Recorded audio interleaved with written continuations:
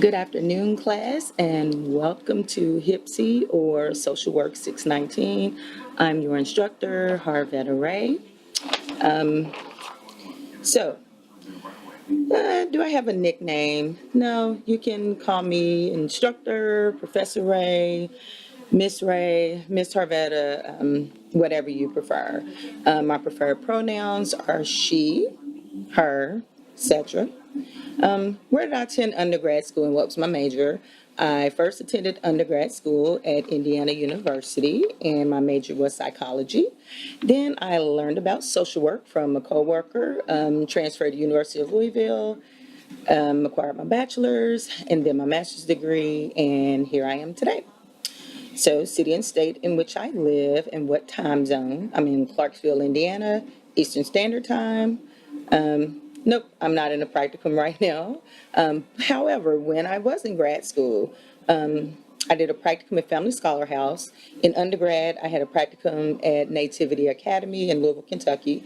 After grad school, I actually stayed at Family Scholar House for 8 years. What are your social work interests? So mental health is my passion. Mental health, behavioral health, and emotional wellness are my main areas of focus right now. And why did I choose social work? So, again, I started in psychology, and I always knew as a kid that I wanted to be a therapist. I was the friend that everyone came to for advice, and it just all kind of worked out that way. I was a teen mom, so I did have a few adverse childhood experiences growing up, a few traumas. And so those different experiences kind of pushed me to want to help other people. And what better profession than social work, which is definitely a helping profession. I really didn't face any challenges in grad school.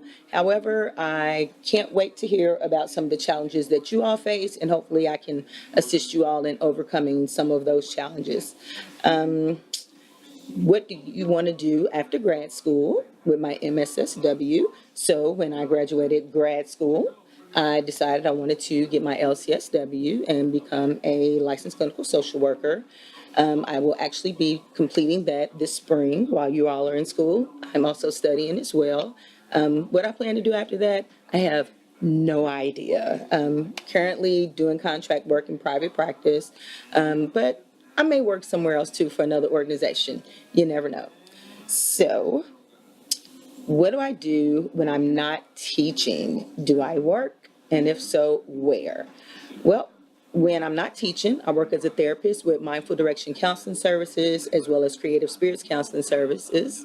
I'm also very active in my church and active with my 2 sons and my 3 granddaughters, right?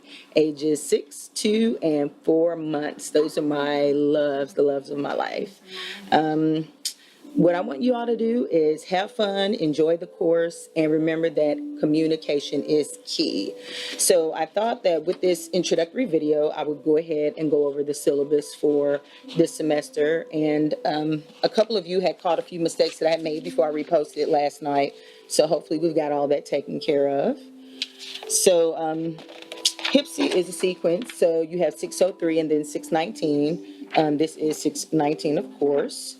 Your student learning outcomes. So what we're really focused on is those competencies, making sure that you are able to apply critical thinking to inform and communicate your professional judgment, and then apply knowledge of human behavior and the social environment.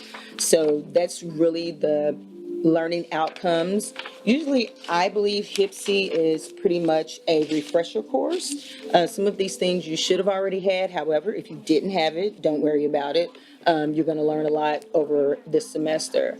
Hopefully, you all have your Hutchinson's Human Behavior, the Change in Life course, which was now, and then last semester, you all should have had Person and Environment.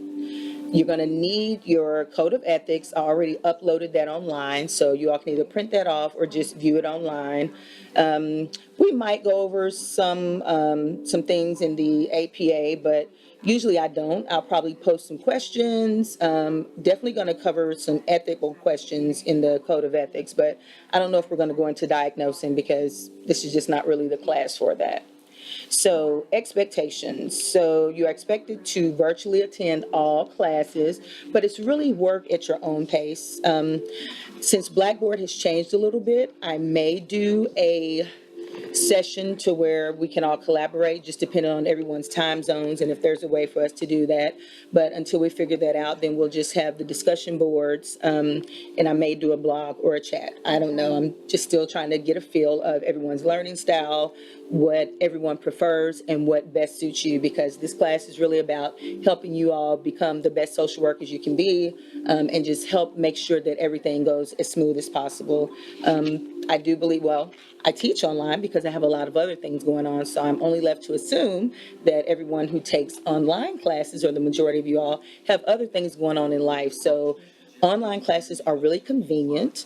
They can actually be kind of personable too. So using these videos, I wanted everybody to kind of get an idea of who everyone was, what everyone may have in common, some of the differences, but really to see that all of us come from different walks of life. We have different things going on in our lives, and I think that that is perfect for studying human behavior, especially when we look at lifespan development. So hopefully this is going to all work out in our favor. We're going to have fun this semester. So just make sure that you attend class, respond to one another's discussion boards, more than good job, but really kind of get in there, challenge one another, ask questions if there's something that you want to know. As long as you're staying within the guidelines of the Code of Ethics, and always remember that a client has a right to self-determination when we're looking at the case studies. So it's key things that you'll need to remember, and you really won't be able to go wrong. Written assignments, all of those are broken down, but make sure you don't send me anything via email. Make sure you send everything in Blackboard. You will have to utilize Safe Assign, and make sure that the assignments are on time. Let me see if there's anything else. Yep. Assignments will be marked 3 points late for each day that you turn it in. The way that I have it is certain assignments in Blackboard, they will not be available after the due date. So you will actually have to email me in order for me to make it available to you. Deadlines are important. So not only in school, but once you graduate in your professional life, if you miss a deadline, it could literally cost you everything. So going to school is about time management, self-care, and being able to do this whole work life school balance. So those are some things that we're going to talk about too and consider. So when I was in school, I learned a lot about myself, and I believe that we all have to be able to use ourselves and know ourselves, and it will also help us understand other individuals, and it'll help us be less judgmental. So just make sure that when you email me, it's professional. My email is, all of my emails are connected. So if you email me, but I respond to you and my email comes back as hray@defineyou.org, that is still me. I'm just responding and it's coming from a different email. So you did get the correct email address. Make sure you utilize the Writing Center, research any other things that you can do. All the information's in your syllabus. One thing that I do want to talk about is if you have any type of disabilities or issues, make sure you communicate with the Disability Resource Center, because there may be some things that we can do to make it easier for you, especially when taking an online course, depending on what said disability is. Another thing with Safe Assign, what we want to do is prevent any type of plagiarism, and make sure that we're only using our own original work. So utilize Safe Assign and really be careful with that. Make sure I don't forget anything. Really, just really read over your syllabus, read about Title IX, and then let's go to graded assignments. So I printed something else off for us to not miss that. So you got your critical summary number one, critical summary number two. You have the aging assignment, the aging paper, as well as an infographic assignment. Each discussion board is going to count towards your class participation grade. So you will get 5 points for every discussion board that you respond to. I really want everyone to respond no later than Thursday of the week so that it'll give me time to go in, check on the discussions. I won't be doing a lot of participating in the discussions. If I do, it'll only get you all to really think and kind of dig a little bit deeper into the discussion or the chapter. But remember, this is your learning. You're pretty much responsible for that. I'm just kind of here to facilitate the learning experience and expose you to some other things that you may or may not know. And you may teach me something. So I'm always open to learn as well. So you've got the discussion boards. I've uploaded rubrics, so you should have all of those. I've uploaded the code of ethics for that code of ethics discussion board date. Also, make sure that you sign in to the LGBTQ discussion board and put any questions that you may have from someone from that community, because on February the 25th, we're going to have a discussion. If you all send me your questions, then I'm going to use those questions to ask someone from that community. Make sure that it's related to the topic of class. So that's human behavior in the social environment, maybe how their lifestyle has negatively impacted them, or, maybe it has changed their whole life. So it really just depends. So really think about your questions. Make sure we're culturally sensitive so that we can really have great dialogue and help understand someone in that situation. So we will have spring break on March the 11th. And the last thing I want to touch on, well, the professional video presentations.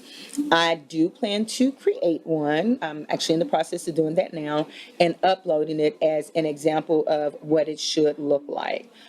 So you can utilize some of the online forums, YouTube, you can do a PowerPoint, you can use Filmora. So there are a lot of ways out there for you to complete this video. Make sure that we can see the individual. If you want to talk about have pictures in your presentation, put together a PowerPoint presentation, and kind of change that into a video and putting your picture in there or a video of you talking about the presentation, that would be great as well. Just make sure that it is professional looking. Don't get on there and read from your paper. So this is not what we're looking for, especially not out of master's level students. Just make sure you go over your syllabus really well. Make sure you sign up for your topics. So your critical summary topic should, number one, should be different from number two and cover a different span of life. It should also be different as far as your infographic. So look online and look at some infographics so that you can have an example of what an infographic should look like, some of the information that is on there, as well as maybe some ideas of how to create your own. So again, welcome to HBSE 619. Hopefully we're going to have a really great, and I'm going to try to make it as fun and interactive as possible semester. So hope to see you all's video soon, and I look forward to our interaction, and good luck. Remember, you've got this.